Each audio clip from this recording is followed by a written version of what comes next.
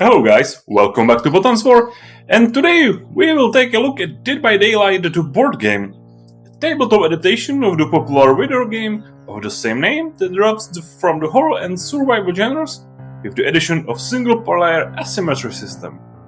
The goal and setting of the board game version is basically the same as the video game predecessor. Four poor survivors need to get out of the arena by repairing the generators that powers the escape gate that is their path to freedom. Survivors move around and in the playing field using movement cards that allows them to move from location to location. Each location on the map has several paths leading to it, depending on the type of the card. Some rooms you can only sneak from into, others you can only run out of, so you need to think ahead about where you move and how to coordinate your progress, especially if you control multiple characters at once so you don't get stuck somewhere. This is because if you are not at full strength, that's 5 players, then 1 to 2 players must control a pair of survivors who share activation cards. They then find randomly generated items from pre-made categories in each room. In addition to the aforementioned generators or escape gates, these can be things like the first aid kit, repair tools, or pallets, which, as you might know from the video game preview, can be thrown on the road to slow down the killer/monster. He does everything he can do to thwart the efforts of the survivors, with his goal being to capture and sacrifice all of the other players to the mysterious entity that holds everyone in the arena. There are multiple killers in the game, and each has their own special abilities that allow them to devise different strategies and plan for killing others. The killers also moves around and playing field using the same activation cards, which also allow him to perform various special abilities. Unlike survivors, he is not activated by one card, but by 2 different ones, which always makes him faster than the survivors. Not to mention the special abilities that often allow the killer the extra movement.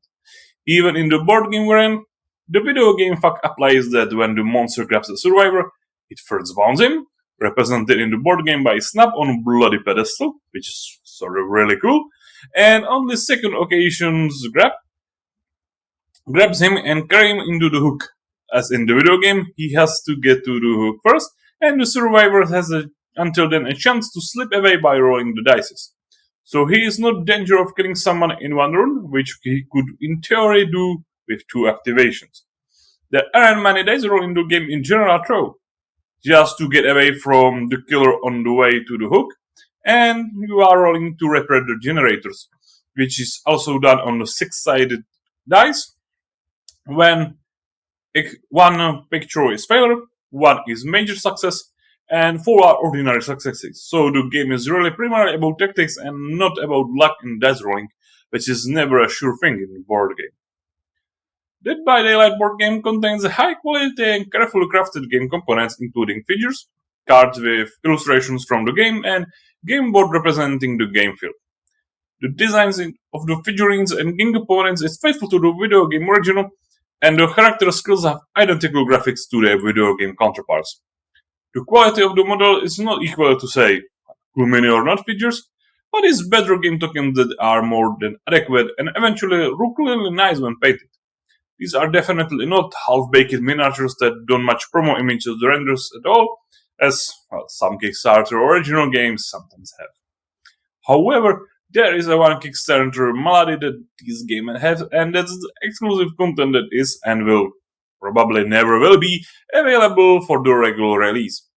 Which usually doesn't matter that much, but the problem with Dead by Daylight is that you only get a portion of survivors and monsters in the game and you will never get the rest.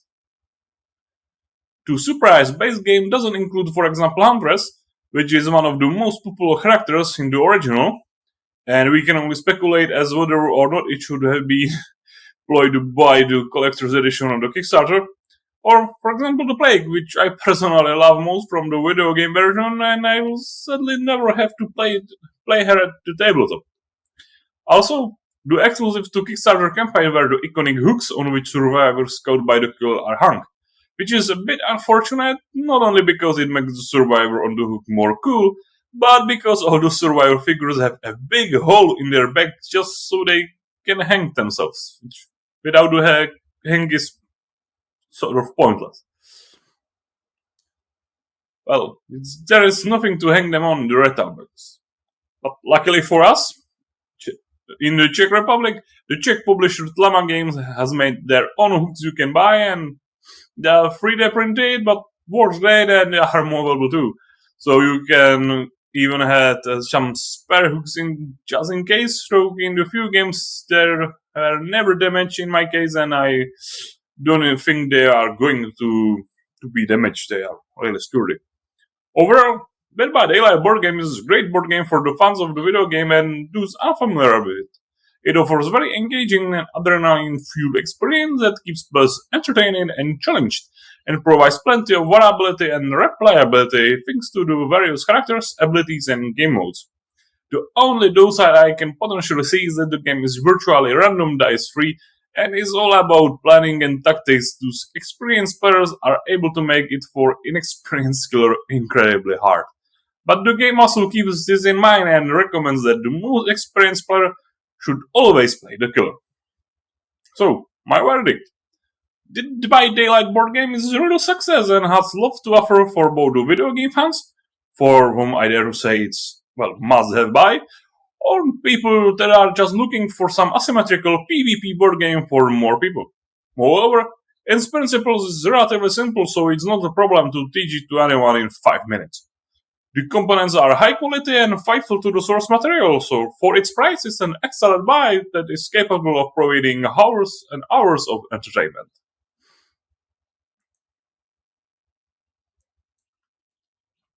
Also, this is, well, you can say, first of my board game reviews, because if my channel was basically up this time about, say, military history and historical wargaming and, well, historical ambiences, it still was always with these tabletop elements in them, and I've got plenty of board games. I even write plenty of board game reviews, and this is the way that I just, record them as the video instead of just the written text. So there will be a couple of more board games coming, but if you are a regular viewer of my channel, you don't need to worry about anything, because the content which was there uploaded in the months prior will be all the same as was, but just there will be some extra content with the board game, so you don't need to worry that there will be some shift or anything. And with some exceptions, which of course is this one which I started, is the Dead by Daylight. Most of the board games I play anyway are, well, you could say military/history games anyway, so you will probably never see the change. So I hope you enjoyed the first review, and if you do, don't forget to subscribe, like, and stick around for more. Bye.